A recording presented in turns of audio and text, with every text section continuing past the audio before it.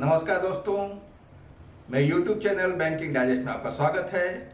आज मैं भारत सरकार के बहुत ही महत्वपूर्ण गारंटी स्कीम CGTMSE के बारे में पूरी जानकारी देने जा रहे हैं। जो भी बिजनेसमैन बैंक से लोन लेना चाहते हैं परंतु उनके पास बैंक को देने के लिए कोई कोलेटरल सिक्योरिटी नहीं है या गारंटर नहीं है, वो मेरा वीडियो को अंत तक जरूर देखें। यह वीडियो मैं बैंकर को ध्यान में रख करके बनाया हूँ तथा JIB CIB के लिए यह एक महत्वपूर्ण टॉपिक है। अगर अभी तक मेरे चैनल को सब्सक्राइब नहीं किए हैं तो मेरे चैनल को सब्सक्राइब करें और बेल आइकन जरूर दबा दें, जिससे कि मेरे आने वाले वीडियो का नोटिफिकेशन आपको सबसे पहले मिल सके। आइए अब CGTMSE के बारे में पूरी जानकारी प्राप्त करते हैं। Credit guarantee fund trust for micro and small enterprises अर्थात CGTMSE भारत सरकार का गारंटी स्कीम है। इस स्कीम के अंतर्गत बैंक द्वारा बिजनेस करने के लिए या मैन्युफैक्चरिंग यूनिट सेटअप करने के लिए 2 करोड़ तक का ऋण बिना किसी गारंटर और बिना किसी कोलेटरल सिक्योरिटी का दिया जाता है। इस स्कीम की पूरी जानकारी मैं अपने इस वीडियो में देने वाला हूं। बैंकर और एंटरप्रेन्योर दोनों के लिए फायदेमंद होगा। यह वीडियो JIB एग्जामिनेशन को भी ध्यान में रखकर बनाया गया है, अर्थात वीडियो के अंत बने रहें। भारत सरकार और CDB ने संयुक्त रूप से 2000 में CGTSI की स्थापना की, जिसका मुख्य उद्देश्य नए उद्यमी के बैंक के ऋण के माध्यम से सहायता पहुंचाना था। इसके अंतर्गत लोन के लिए किसी व्यक्ति को गारंटी की आवश्यकता नहीं है, ट्रस्ट ही गारंटर होगा और लोन डिफॉल्ट होने पर ट्रस्ट बैंक के लोन के चुकाने हेतु जवाबदेह होगा। MSME पॉलिसी 2006 आने के उपरांत 2 जनवरी 2007 से CGTSI का नाम बदलकर CGTMSE कर दिया गया। इसकी स्थापना हेतु गवर्नमेंट ऑफ इंडिया और CDB 4:1 के रेशियो से 2500 करोड़ का एक कॉर्पस बनाया था। एज ऑन 31 मार्च 2019 को CGTMSE का टोटल कॉर्पस 6914.90 करोड़ का था। अब यह प्रश्न उठता है कि इस स्कीम से बैंक को क्या फायदा है? तो बैंक को भी इस स्कीम से मुख्तयत 3 फायदे हैं। क्या है? तो पहला फायदा क्या है कि बैंक कोई भी लोन देता है तो उसमें कुछ न कुछ रिस्क इन्वॉल्व होता है, जो उसका रिस्क वेट कहलाता है। परंतु इस स्कीम में दिए गए लोन का जो अमाउंट CGTMSE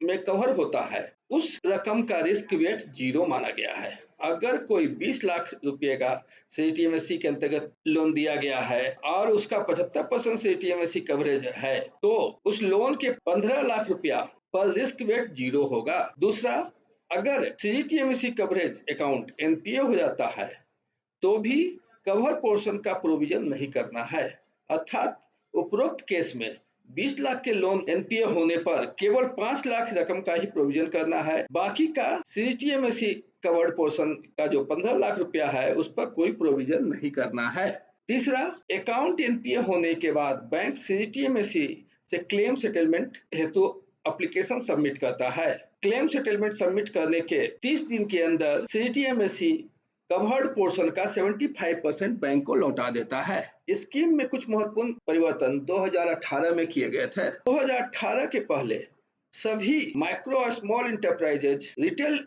ट्रेड को छोड़कर किसी भी प्रकार का सर्विस सेक्टर या मैन्युफैक्चरिंग यूनिट को दिए गए लोन में कवर किया जाता था। चूंकि रिटेल ट्रेड, जिसमें अधिकांश लोन कैश क्रेडिट के अंतर्गत आता है, में NPA परसेंटेज बहुत ज्यादा होता है, इस कारण इस पर CGTMSE कवरेज लागू नहीं था। 2018 में पहली बार कुछ शर्तों के साथ रिटेल ट्रेड को इसमें शामिल किया गया। दूसरा, पहले एनुअल गारंटी फी सैंक्शन अमाउंट पर लिया जाता था, जिसे बदल करके अब आउटस्टैंडिंग अमाउंट पर लिया जाता है। जैसे अगर किसी का 50 लाख रुपया का लोन सैंक्शन हुआ है तो पहले हर साल 50 लाख रुपया पर ही एनुअल गारंटी फी लगता था, भले ही उसका लेज आउटस्टैंडिंग घट करके 40 लाख या 30 लाख हो गया हो, लेकिन पहले सैंक्शन अमाउंट अर्थात 50 लाख पर एनुअल गारंटी फी लगी, जिसे चेंज करके 2018 में लेज आउटस्टैंडिंग के आधार पर किया गया है। पहले CGTMSE कवर अकाउंट में किसी प्रकार का कोई गारंटर नहीं ले सकते थे या कोई कोलेटरल सिक्योरिटी नहीं ले सकते थे। आज भी CGTMSE कवर्ड अकाउंट में किसी प्रकार का गारंटी लेना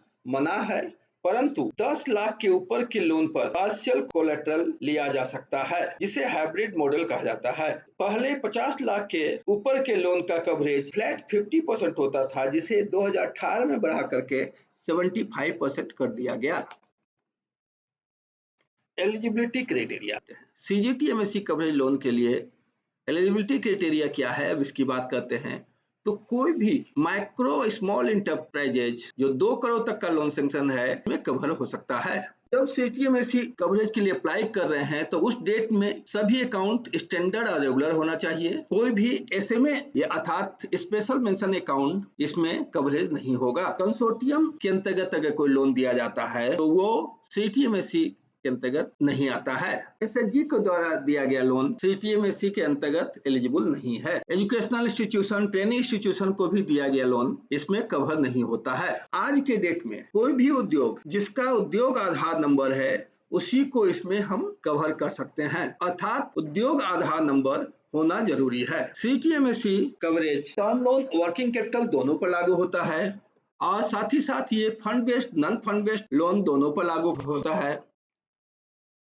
सीटीएमएससी फॉर रिटेल, जैसे हमने आपको पहले बताया कि 2018 के पहले सीटीएमएससी के अंतर्गत रिटेल ट्रेड नहीं आता था। रिटेल ट्रेड अकाउंट जो ज्यादातर सीसी के रूप में होता है इसमें कवर नहीं होता था, परंतु कुछ शर्तों के साथ 28/2/2018 से इसे लागू किया गया। पहला शर्त क्या है उसमें कि सीटीएमएससी कवरेज 2 करोड़ तक के लोन के लिए होता है, परंतु रिटेल ट्रेड के लिए यहाँ लिमिट 1 करोड़। शुरू में यह 10 लाख से 1 करोड़ के लिए किया गया था, जिसे 31/10/2018 को 10 लाख का फ्लोर लिमिट हटा करके अब सीधे all loan up to 1 crore is covered under the CTMSC. दूसरा कहा गया कि कोई भी अदर लोन है उसका 75% तक कवरेज सीटीएमएससी के अंतर्गत होता है, परंतु रिटेल ट्रेड के अंतर्गत दिए गए लोन का मैक्सिमम कवरेज 50% होगा। तीसरा कि रिटेल ट्रेड के अंतर्गत दिए गए कोई भी लोन पर एजीएफ जो होगा वो 2% होगा और सभी लोन में यह कम होता है, तो 2% प्लस रिस्क प्रीमियम होगा।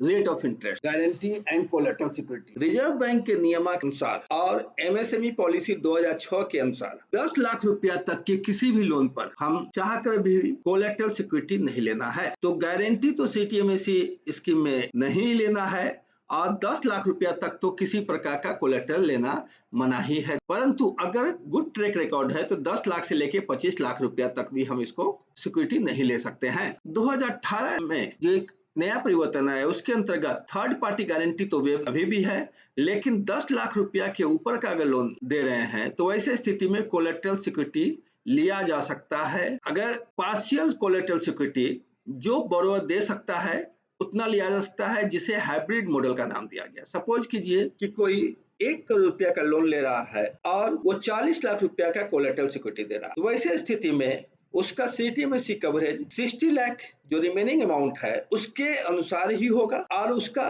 फीस भी उसी उतना ही पड़ेगा। तो इससे बोरोवर को भी फायदा है कि वो 1 करोड़ पर फीस न दे करके 60 लाख पर ही उसका फीस लगेगा।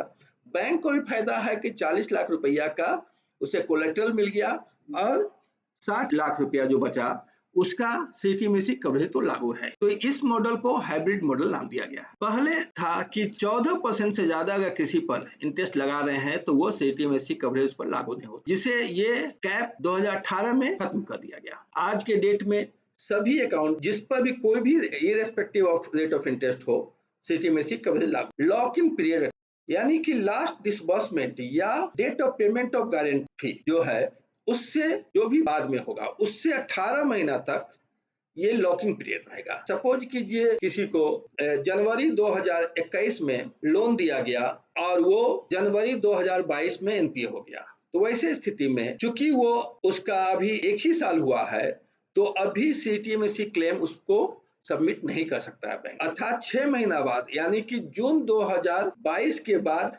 बैंक क्लेम सेटलमेंट के लिए एप्लीकेशन दे सकता है। लॉकिंग पीरियड में क्लेम सेटलमेंट नहीं होता है।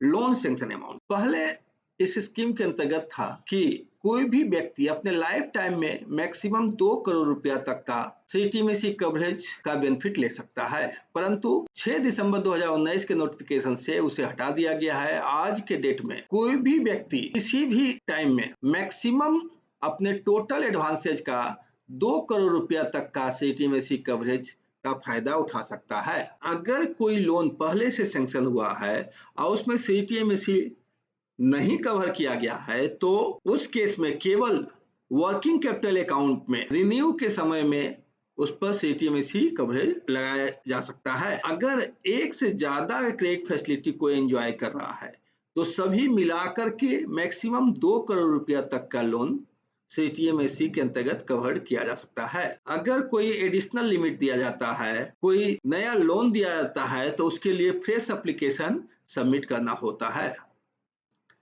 Application for guarantee cover. Guarantee cover करने के लिए हर बैंक के अपने जोनल ऑफिस या एडमिनिस्ट्रेटिव ऑफिस में एक नोडल ऑफिसर होते हैं जो ऑनलाइन एप्लीकेशन भरते हैं।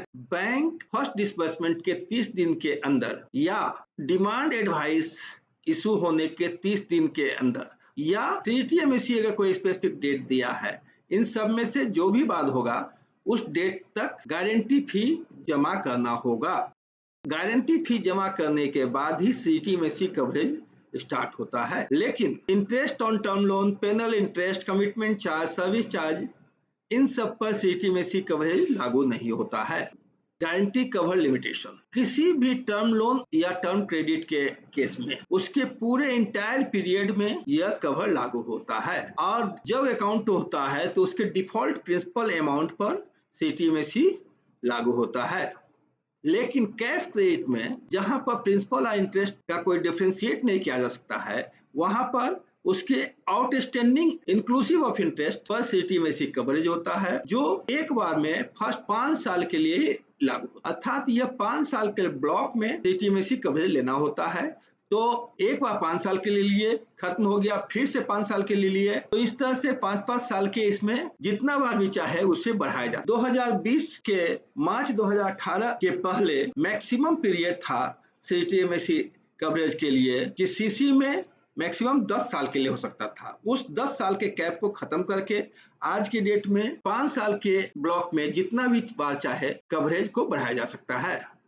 Extent of guarantee cover. Guarantee cover कितना है? तो अगर 5 लाख रुपया तक का माइक्रो एडवांसेज अगर दिया जा रहा है तो वैसे स्थिति में उस पर मैक्सिमम कवरेज 85% यानी कि 4.25 लाख रुपया तक में है। अगर 50 लाख रुपया तक का विमेन या नॉर्थ ईस्ट रीजन के लिए विमेन को दिया जाता है या नॉर्थ ईस्ट रीजन में दिया जाता है तो वहां पर 80% कवरेज है यानी कि मैक्सिमम 40 लाख रुपया तक का है। और अदर जितना भी लोन दिया जा रहा है 2 करोड़ तक का लोन में वहां 75% अमाउंट सीटीएमएसी कवर्ड होता है। गारंटी फी कितना लगता है? तो गारंटी फी 2 चीज पर निर्भर करता है। पहला एनुअल गारंटी फी, दूसरा रिस्क प्रीमियम। तो एनुअल गारंटी फी फिक्स होता है और रिस्क प्रीमियम जिस बैंक से लोन लिया गया है उसके पर निर्भर करता है। वो रिस्क प्रीमियम बैंक के एनपीए परसेंटेज और क्लेम पे आउट रेशियो इन दोनों पर निर्भर करता है। जितना ज्यादा एनपीए परसेंटेज होगा या क्लेम पे आउट रेशियो होगा, रिस्क प्रीमियम उसका ज्यादा हो। तो अब कितना लगता है देखते हैं। 5 लाख रुपया तक का अगर लोन है तो 1% प्लस रिस्क प्रीमियम। अगर 5 लाख से 50 लाख है तो women micro enterprises north east region के लिए 1.35% प्लस रिस्क प्रीमियम, अदर्स के लिए 1.5% प्लस रिस्क प्रीमियम, और 50 लाख के ऊपर है तो 1.80% प्लस रिस्क प्रीमियम। लेकिन मैं पहले ही बता चुका हूं कि रिटेल ट्रेड के केस में यह स्पेशल है, वो है 2% of the guaranteed amount. Application entry in the branch. Branch में एप्लीकेशन एंट्री कैसे करेंगे?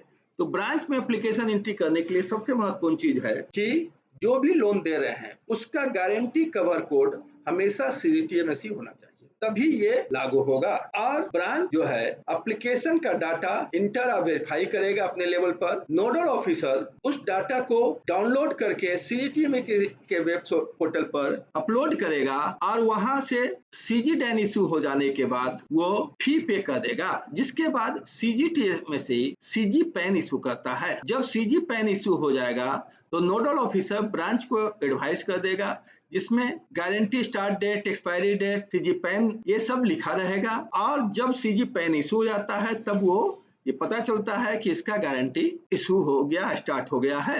NPA report. अगर कोई अकाउंट एनपीए हो जाता है तो वैसे स्थिति में सबसे पहले एनपीए का रिपोर्टिंग करना जरूरी है। रिपोर्टिंग का मतलब पहले ये बताना है कि ये अकाउंट एनपीए हुआ, वो भी ब्रांच नोडल ऑफिसर के थ्रू सीटीएमएसी को बताएगा। तो उसके लिए क्या है, उसके लिए टाइम बॉन्ड फिक्स। जब भी अकाउंट एनपीए होता है, जिस क्वार्टर में है उसके अगले क्वार्टर के लास्ट डे तक उसे इन्फॉर्म करना है। सपोज कीजिए कि कोई अकाउंट 10 नवंबर 2021 को अगर एनपीए होता है तो वो दिसंबर क्वार्टर हुआ, उसके बाद का हुआ मार्च क्वार्टर, तो वो वैसे अकाउंट को 31 मार्च 2022 तक रिपोर्टिंग करना जरूरी है।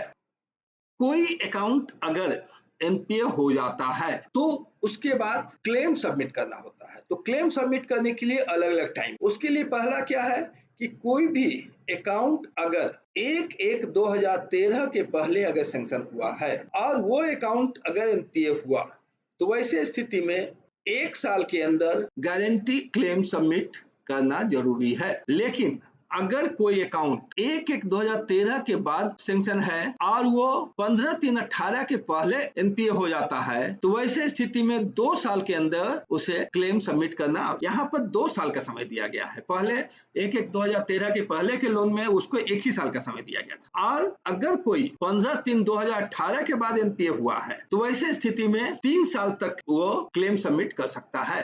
लेकिन क्लेम सबमिट करने के पहले जो है रिकवरी प्रोसीड्योर स्टार्ट करना जरूरी है। रिकवरी प्रोसीडिंग के लिए क्या करना होगा, या किसी प्रकार का लीगल एक्शन लेना है, चाहे वो सूट फाइल हो सकता है, सर्टिफिकेट केस हो सकता है, इवेंट डीआरटी में भी जा सकता है। सरफेसी नोटिस इशू करना ही पूरी बात नहीं है। सरफेसी का 13th क्लेम अगर अब ये नोटिस दे रहे हैं तब वो रिकवरी प्रोसीडिंग माना जाएगा। अर्थात कोई भी रिकवरी प्रोसीडिंग स्टार्ट करने के बाद ही हम क्लेम लॉन्च करेंगे। क्लेम लॉन्च जब बैंक करता है तो क्लेम लॉन्च करने के 30 दिन के अंदर जो भी क्लेम अमाउंट है उसका 75% सीटीएमएसी बैंक को लौटा देता है, और रेस्ट 25% जो है वो या तो 3 साल के बाद या कभी भी रिकवरी प्रोसीडिंग कंक्लूड होता है उसके बाद जो भी पहले होगा वो बाकी का 25% लौटा देगा। अगर किसी भी प्रकार का बोरोवर की सिक्योरिटी को बेचने पर, को सेल करने पर